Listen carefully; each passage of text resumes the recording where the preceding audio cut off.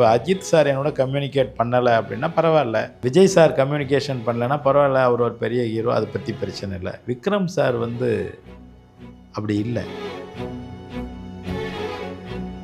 உங்களை நான் தான் கொண்டுட்டு போய் ஒரு பொக்கேல ரோஸ் பொக்கே மாதிரி சரத்து, தேவயானி, குஷ்பு, என்னுடைய பட்டி தொட்டி எங்கும் இருக்கிற கிராமத்து அத்தனை ஜனங்களுக்கு இவர் தான் விக்ரம்னு தெரிஞ்சது என் படத்தில் தான்.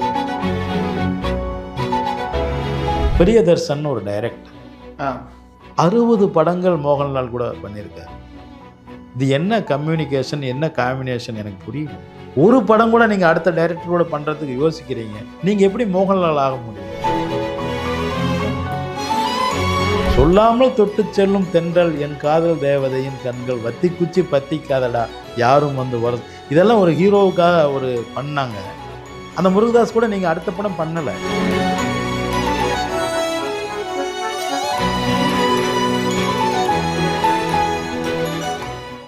அங்கே வச்சிருக்கீங்களா? இந்த உலகத்திலேயே ரொம்ப ரொம்ப கெட்டவங்க யாருன்னா, ஒரு தப்பு நடக்கும்போது அதை கண்டுக்காமல் போயிட்டே இருக்கிறாங்களே அந்த நல்லவங்க தான் அப்படிங்கிறது தான். இந்த மில்டன் இந்த படம் திருமதி தமிழ் பார்த்துட்டு தான் அவர் இவரை போட்டு படம் எடுக்கலான்னு வந்தார். ஆக என்னை ஹீரோவாக நான் ப்ரமோட் பண்ணுறதுக்கு ஒரு படம் எடுத்தேன். அது ரைட்டாக தான் நான் எடுத்திருக்கிறேன். அது ஓடுது ஓடலைங்கிற விஷயம் இவரை வச்சு எடுக்க முடியும் அப்படின்னு ஒரு நம்பிக்கை உண்டு பண்ணேன். கடுகு நான் கஷ்டப்பட்டு எல்லா வேலைகளும் பண்ணி ரொம்ப சிறப்பாக நடித்தேன். டான்ஸு எல்லாமே, ஃபைட்டு கீட் எல்லாமே பண்ணேன். ஆனால் அந்த படம் எடுத்து முடிக்கும் போது எனக்கு தெரியும் இதுக்கப்புறம் எனக்கு படம் வராதுன்னு. அந்த படம் ஹிட்டு வேறு 2D ரிலீஸ் பண்ணுது. ஆமாம், சூர்யா சாருடைய ஃபஸ்ட்டு 2Dயோடைய ஃபஸ்ட்டு படம். ஆனால் எனக்கு தெரியும் இந்த படத்துக்கு அப்புறம் எனக்கு படம் வராது அப்படின்னு. அதுதான் எனக்கு தெரிஞ்ச சினிமா. அதற்காக நான் படம் எடுக்கக்கூடாது. தேவயானி கூட ரெடியாக இருந்தாங்க, கையில் ஒரு பணமெல்லாம் இருக்குது, நம்ம படத்தை ஆரம்பிச்சிருவோன்ட்டு. முடியாது, மறுபடியும் இழப்பு பிழைப்பு இது என்னால் பண்ண முடியாது, வேணான்னு விட்டுடுவோன்னு சொன்னேன். ஏன் முடியாதுன்னா சார், ஒரு படம் நீங்கள் பண்ணும் பொழுது அந்த படம் பார்க்குறவங்க அந்த படம் ஓடுது ஓடாது அது வேறு விஷயம். ஏன் இவனை போடலாமே ஒரு படத்தில்ன்னு நினைக்கணும். அதற்கு டிசைன், காஸ்டியூம், அதற்கான ஒரு வடிவமைப்பு இருக்குது, ஒரு ஹீரோயிசம் இருக்குது. இப்போ திருமதி தமிழ் எடுத்துட்டிங்கன்னா ஓப்பனிங் ஷாட்டே கேமராலேருந்து போய் ஒருத்தன் விழுவான், எந்திரிச்சு ஒரு ஃபைட் நடக்கும். ஒரு 3 நிமிஷம் ஒரு அதிரடியான ஃபைட்டு. யார்? நான் தான் அந்த ஃபைட் பண்ணுறவன். அதை நம்ப முடியாதா கூட இருக்கலாம். தூக்கி தண்ணிக்குள்ளே எங்கேயோ போட்டுருவாங்க, செத்துட்டானா இருக்கானான்னு சொல்லிட்டு.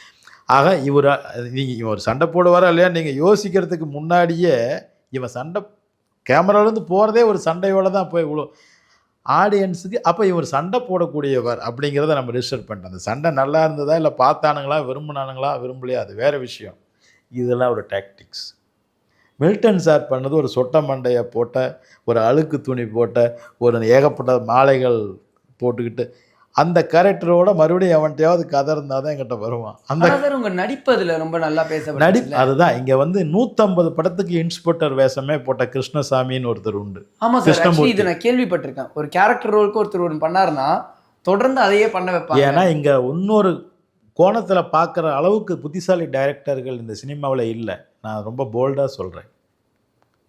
சரியா, 150 படத்துக்கு அந்த கிருஷ்ணமூர்த்தி இன்ஸ்பெக்டராகவே வச்சிட்டு இருந்த தமிழ் சினிமா தான் இது. நீங்கள் தான் உங்கள் டைமென்ஷனை மாற்றணும். நீங்கள் தான் மாற்றி நான் இப்படியும் பண்ணுவேன் இப்படியும் செய்வேன்னு செய்யணும். மறுபடியும் மாற்றி என்னை வேறு மாதிரி கொண்டு வரதுக்கு எனக்கு அவகாசம் இல்லை, எனக்கு பணம் இல்லை, நான் அந்த ரிஸ்கில் போகலை. என்ன நான் பண்ணிட்டேன், நல்ல பேர் வந்திருக்குது, வேணா இது ஒரு படம் ஓடுனா ஹிட்டுனா பண்ண வேண்டியதானே. யாராவது பண்ண மாட்டாங்க. இங்கே ஒரு ஹீரோங்கிறவன் அவங்க ஏமாறுற அளவுக்கு மயங்கிற அளவுக்கு இருக்கணும். இப்போ நக்குலை வச்சு இப்பவும் படம் பண்ண ரெடியாக இருக்காங்க. ஏன்னா அவன் அப்படி இருக்கான், அழகாக இருக்கார், ஸ்லிம்மாக இருக்கார், கலராக இருக்கார், ஒரு ஹீரோ மாதிரி ஆக்டிவ் பண்ணார். நான் ரொம்ப யதார்த்தமானவன், ராஜ்கிரண் மாதிரி. ராஜ்கிரண் அவர் தான் வச்சு படம் எடுத்துக்கிட்டாரு. ஏதோ அந்த நேரம் மார்க்கெட்டில் ஒருத்தர் வந்தாங்க, சரிங்களா, அவர் தன்னை ஹீரோவாக வெளிப்படுத்தினார். அது கூட கொஞ்ச நாள் தான் தாக்கு பிடிக்க முடிஞ்சது. விட்டே இல்லாமல் 10 வருஷமாக நடிக்கிற ஆளுங்களாம் இருக்காங்க. அவங்க ஒரு நடிகர் மாதிரி ஆக்டிங் கொடுத்துக்குவாங்க. அதாவது நடித்து ஆக்டிங் கொடுக்கறது வேறு, நடிகர் மாதிரியே ஆக்டிங் கொடுக்கறது வேறு. இந்த 2 இருக்குது. நம்ம வந்து ஆக்டிங்கை கேமராவில் மட்டும்தான் கொடுப்போம். அருமை நண்பர் சந்தானம் சாரோட ராஜ் ரிட்டர்ன்ஸ். ராஜ் வந்துட்டான்னா அப்படின்னு அவருக்கு அந்த ரோலை நான் பண்ணால் நல்லா இருக்கும்னு நினச்சிருக்காரு. என்னை கேட்டார். எனக்கு படம் காமிச்சு இந்த படத்தில் வர இதுதானே இது ஒரு 2 சீன் தான் இருக்கும் போல இருக்குது சார். இல்லை நாங்கள் கொஞ்சம் நிறைய சீன் பண்ணியிருக்கிறோம், நீங்கள் பண்ணால் நல்லாயிருக்கும் அப்படின்னாரு. பண்ணலேன்னு மட்டும் சொல்லிடாதீங்க அப்படின்னாரு. சரி சார் பண்ணுறேன் அப்படின்னு. ஏன்னா நான் திருமதி தமிழர் ரமேஷ் கண்ணா ரோலுக்கு சந்தானம் சார் தான் கேட்டேன். அந்த நேரத்தில் அவர் தானே அப்கம்மர், நமக்கு சப்போர்ட் இருக்கும்ட்டு. ஆனால் அவர் பண்ணலை. அவர் கேட்கும் பொழுது நம்ம பண்ணலன்னு சொன்னால் அதே ரிவெஞ்சாக இருக்கும்னு சொல்லிட்டு நான் பண்ணுறேன்னு சொன்னேன். சரியா ரமேஷ் கண்ணா கூட ஒரு ஃப்ரெண்டாக நடிக்க முடியும்னு எனக்கு ஒரு கட்ஸ் இருக்குதுன்னா நீங்கள் என்ன யோசிச்சுக்கோங்க. நான் எவ்வளோ பெரிய அவரோட ஏஜு, வயசு, உயரம், என்ன அனுபவம், என்னோட நண்பர் மாதிரி நடிச்சிருப்பேன். நீங்கள் படத்தில் எங்கேயாவது நண்பனாக இல்லைன்னு தெரிஞ்சால் சொல்லுங்கள். சரியா? அதுதான் அந்த கட்ஸ் நமக்கு இருக்குது. சந்தானம் சார் கேட்டதுக்காக இப்படியும் நடிப்பேன், இந்த கட்ஸும் நமக்கு இருந்தது. நம்ம எப்படி வேணாலும் நடிக்க முடியும் அப்படிங்கிற இதுதான். இதுக்கப்புறம் நிறைய வந்தது. நான் பண்ணலை. ஏன்னா என்னுடைய மற்றவங்களுக்கு இது பிடிக்கல. என் வீட்லேயோ என்ன ஒரு ரியல் ஹீரோவாக தான் எல்லோரும் பார்க்குறாங்க.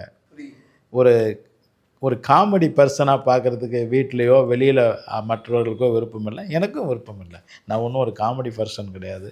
சம்பளம் கொடுத்தாக்கா காமெடி பண்ணுறவன் கிடையாது. ஒரு ஹீரோவுடைய செயல்கள் தான் நம்ம வாழ்க்கையில் நம்ம செய்கிறோம். அதனால் நம்ம ஒரு ஹீரோவாக இருக்கிறது தான் விரும்புகிறோம். பட் கடுகு மாதிரி ஒரு கேரக்டர் ரோல்ஸ் எல்லாம் வந்தா சார்? நிறைய வந்தது சார், நிறைய படங்கள் வந்தது. அதில் எல்லாமே பேராபத்து இருக்குது. சரிங்களா? அந்த படங்கள் வந்து ஸ்டார்ட் பண்ணாவோ எடுத்துகிட்டு இருந்தாவோ ஒரு வகையில் ஒரு ஸ்ட்ரகிள் ஆகிட்டாவோ நின்றுட்டாவோ அதை நான் தான் சுமந்துட்டு போகணும் அப்படிங்கிற ஒரு ஆபத்து இருக்குது. நான் அந்த மாதிரியான ஆபத்துக்குள்ளே இறங்க தயாராக இல்லை. ரஜினி சார் வந்து குட்லக் தேட்டரில் வந்து நீ வருவாய் என்னை பார்த்தாரு. அதுக்கப்புறம் அமெரிக்கா போனார் அவர். நாங்கள் 10வது வாரத்தில் போட்டோம் படையப்பா பாராட்டும் 10வது வாரம்னு. நீ வருவாய் என்னவை ரஜினி சார் பார்க்க வந்ததுக்கு முழுக்க முழுக்க காரணம் Parthiban sir. Okay. Parthiban sir வந்து ரஜினி சாரோட நல்ல நட்போடு இருக்கிறவர். அவருக்கு மிக நல்ல படம் அது. நீங்கள் பார்க்கணுன்னு கேட்டோன்னா அவர் வந்தார். அப்போ நான் முதல் முறையாக ரஜினி சாரை தேட்டரில் பார்த்துட்டு படம். ரஜினி சார் எனக்கு முன்னாடியே தெரியும், நல்லா பார்த்துருக்கேன், முன்னாடியே தெரியும். அவர் வீட்டுக்கெலாம் நான் அசிஸ்டன்ட் டைரக்டர் ஆக நான் சென்னைக்கு வந்ததுமே முதல்ல போய் ரஜினி சாருக்கு தான் கதை சொன்னேன். அப்படின்னா நீங்கள் பார்த்துக்கங்க. என்ன சார் சொல்கிறீங்க? ஆமாம், சத்யநாராயணா சார்கிட்ட சொன்னேன் வீட்டில், அவங்க வீட்லேயே. சரிங்களா? நமக்கு தெரியாது சினிமா. அவர் கேட்டார் சத்யநாராயணா ரொம்ப நாளாக அலைஞ்சிட்ருக்காரு அப்படின்னு. அந்த மாதிரி அதனால் அதை ரஜினி சாரோட டச்செல்லாம் எனக்கு இருந்துகிட்டே இருந்தது தெரியாமல், அப்படியே மறைமுகமாக. படத்துக்கு கூட்டிகிட்டு வந்தார் பார்த்திபன் சார் சொன்னாலும் வந்தாங்க. அப்புறம் நான் ஒரு ஃபோட்டோ எடுத்துகிட்டு அந்த ஃபோட்டோ இன்னும் என்கிட்ட இருக்குது. ஒரே நடிகர் கூட நான் எடுத்துக்கிட்ட ஒரே ஃபோட்டோ தான் என்கிட்ட இருக்குது, அது ரஜினி சாரோட ஃபோட்டோ தான். இது வந்து 2000 ஏப்ரல் 4ஆம் தேதி ஏவிஎம் செட்டுக்குள்ளே எடுத்த மின்னுக்கும் மண்ணுக்குமோட ஃபஸ்ட்டு டே ஷூட். இது முதல் நாள் ஷூட்டிங். அதனால் எனக்கு நல்லா ஞாபகம் இருக்குது. தேவயானியெல்லாம் அப்போ இல்லை, அவங்க வந்து ஸ்ரீரங்கப்பட்டினத்தில் வேறு படத்தில் நடிச்சிட்ருக்காங்க மைசூரில். அவங்க வரல, 4 நாள் கழித்து தான் அவங்க வராங்க. சரத் சார், விக்ரம் சார் தான் இருக்காங்க. நான் ஸ்டார்ட் பண்ணுறேன். அதே மாதிரி சரத் சார், விக்ரம் சார் 2 பேருமே 2 பெரிய ஹீரோக்கள். பெரிய ஹீரோவில் சரத் சார் மிகப்பெரிய ஹீரோ. அதே சமயம் விக்ரம் அப்கம்மர், அப்போ தான் நல்லா ஹிட்டு கொடுத்துட்டு வந்திருக்காரு. எனக்கு நல்ல நண்பர் வேறு. அதுக்கு முன்னாடி இருந்து எனக்கு ரொம்ப நல்ல நண்பர். புதிய மன்னர்களில் இருந்து ஒருத்தர் விட்டு கொடுக்கக்கூடாது, அந்த தன்மை என்கிட்ட எப்பவுமே இருக்கும். இப்போ நீ வருவாயனை எடுத்துட்டிங்கன்னா ஆர் பார்த்திபன் அப்படின்னு டைட்டில் வரும். அப்படியே இந்த பக்கம் ஆசை நாயகன் அஜித்குமார்னு வரும். தனித்தனி கார்டாக நான் போட விரும்பலை. ஏன்னா அவரை கீழேயோ மேலேயோ தனியாகவோ நான் பிரிக்கலை. 2 பேரும் எனக்கு ஒன்று தான், 2 கண்ணும் ஒன்று தாங்கிற மாதிரி. அது மாதிரி இந்த பூஜை அன்னைக்கு 2 பேரும் இருக்கிறாங்கன்னா 2 பேரையும் வச்சு தான் ஷாட் எடுக்கணும். தனியாக ஒருத்தரை மட்டும் வச்சு ஷாட் எடுத்தால் தப்பாக இருக்கும் அப்படின்னு நான் ஃபீல் பண்ணுறேன். நல்லது இல்லையா அது? அதனால் சரத் சார் வந்து ஒரு கேமராவில் என்ட்ரியாகி ஃபோன் போட்டு ஹலோ அகத்தியனா அப்படிம்பார். ட்ராலி அப்படியே பேக் வரும். அதில் பேப்பர் படிச்சுக்கிட்டே விக்ரம் சார் கேமராவுக்கு வந்துக்கிட்டே இருப்பார். அகத்தியன் சார் ஆஃபீஸான உடனே அவர் நிற்பார். அது தேவயானி இல்லை தேவயானி, அந்த பொண்ணோட நம்பர் வேணும்னா அவருக்கு ஹாப்பி ஆயிடுவார். ஏன்னா அது எல்லாமே ஒரே ஷாட்லேயே இருக்கும். தேவயானி நம்பர் பிடிச்சிருவார் அண்ணா அப்படின்னு. அந்த மாதிரி ஒரு ஷாட்டை 2 பேரும் கமிட்டடாக ஒரு ஷாட், ஃபஸ்ட் ஷாட் எடுத்தேன் அது. ஆனால் இவ்வளோ இதுவாக பார்த்துமே விக்ரம் சார் சொன்னது என்றைக்கா உங்களுக்கு வருத்தம் இருந்திருக்கா? இந்த படம் பற்றி அவர் சொன்ன விஷயம் வருத்தம் சொன்னதான் நான் பேப்பரில் படித்தேன். எனக்கு நிகழ்ந்த வருத்தம் இருக்குது. அவர் அப்படி சொன்னது பெரிய வருத்தம் தான். அதற்கு பிறகு கூட அவர் என்னோட கொஞ்சம் கம்யூனிகேட் பண்ணியிருக்கலாம், வருத்தம் தான். இப்போ அஜித் சார் என்னோட கம்யூனிகேட் பண்ணலை அப்படின்னா பரவாயில்ல. அவர் அஜித் எனக்கு நீ வருவேன் ஓகே. விஜய் சார் கம்யூனிகேஷன் பண்ணலைன்னா பரவாயில்ல, அவர் ஒரு பெரிய ஹீரோ, அதை பற்றி பிரச்சனை இல்லை. விக்ரம் சார் அப்படி இல்லை. நாங்கள் புதிய மன்னர்கள் பண்ணியிருக்கிறோம். என்ன மாதிரியே ஒரு சாதாரண ஒரு எளிய மிக அடிமட்டத்திலிருந்து வந்த ஒரு ஆள் அவர் ஒருத்தரை கம்யூனிகேட் பண்ணணும், பேசணும் என்ன ஆச்சுன்னு. நான் அந்த நேரத்தில் அவர் அப்படியே சொல்லியிருக்காரு, இந்த படம் ஐ ஹேட் திஸ் ஃபில்ம் அந்த மாதிரி சொல்லியிருக்காரு. இன்றைக்கி வரைக்கும் கொண்டாடப்படுது அந்த படம். எனக்கு தெரியும் சினிமாவை, அவருக்கு தெரியல சினிமாவை. அவர் அதுக்கு முன்னாடி 9 வருஷம் எத்தனையோ படங்கள் நடிச்சிருக்காரு. எல்லாமே அவருக்கு பேர் கொடுத்தது இல்லையா, ஒரு சேது தான் கொடுத்தது. ஆனால் சேதுல கூட விக்ரம் யாருன்னு யாருக்கு தெரியும்? சேது படம் கிட்டு நீ தான் விக்ரம்னு யாருக்கு தெரியாது.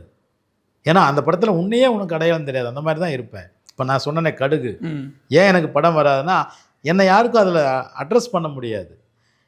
உங்களை நான் தான் கொண்டுட்டு போய் ஒரு பொக்கேல ரோஸ் பொக்கே மாதிரி சரத்து, தேவயானி, குஷ்பு, என்னுடைய பட்டி தொட்டி எங்கும் இருக்கிற கிராமத்து அத்தனை ஜனங்களுக்கு இவர் தான் விக்ரம்னு அழகாக ஒரு அன்றைய பெரும் நட்சத்திர பட்டாளத்தோடு கொண்டு, அது என் நண்பனுக்கு நான் செய்கிற ஒரு நான் அதில் கடுமையாக நடந்திருக்கலாம், கொஞ்சம் கஷ்டப்பட்டு வேலை வாங்கல. அது என் நண்பனை அழகான ஒரு பொக்கேவில் வச்சு கொண்டு போய் நான் மக்கள்கிட்ட சேர்த்துட்டேன். அவருக்கு பிடிச்சிருக்குது பிடிக்கல வேறு விஷயம். நீங்கள் விக்ரமாக தெரிஞ்சது என் படத்தில் தான். சரி, இன்னும் அஜித் சார் கூட இன்றைக்கும் எல்லோரும் என்ன சொல்கிறாங்க, அந்த வேஷ்டி அந்த சட்டை தாங்க அஜித், அதுக்கப்புறம் எந்த படத்துலையும் போடல அப்படிங்கிறாங்க. நீ வருவாயின என்னுடைய மக்களுடைய நாயகனாக உங்களை நாங்கள் கொண்டு போய் நான் சேர்த்துருக்கேன். அதனால் அதை பற்றி இல்லை. இன்றைக்கி கொண்டாடுது. நீங்கள் எத்தனையோ படம் நடிச்சிருக்கலாம், உங்களுக்கு பிடிச்சிருக்கலாம். விண்ணுக்கும் மண்ணுக்கும் எவர்கிரேன் என்னைக்கு இருக்குது. தில்லோ தூளோ நீங்கள் பெரிய ஹிட்டுகள் கொடுத்தா கூட யார் அதை உட்காந்து சிலாகிச்சிட்டு இருக்காங்க. உனக்கு என்ன பிறந்தேன்னு என் பாட்டால் இதுதான் இல்லையா. ஓகே, பிரியதர்ஷன் ஒரு டைரக்டர். பிரியதர்ஷன் சார் 60 படங்கள் மோகன்லால் கூட பண்ணியிருக்கார். இது என்ன கம்யூனிகேஷன், என்ன காம்பினேஷன் எனக்கு புரியல. ஒரு படம் கூட நீங்கள் அடுத்த டைரக்டரோட பண்ணுறதுக்கு யோசிக்கிறீங்க. நீங்கள் எப்படி மோகன்லால் ஆக முடியும் இல்லைங்களா?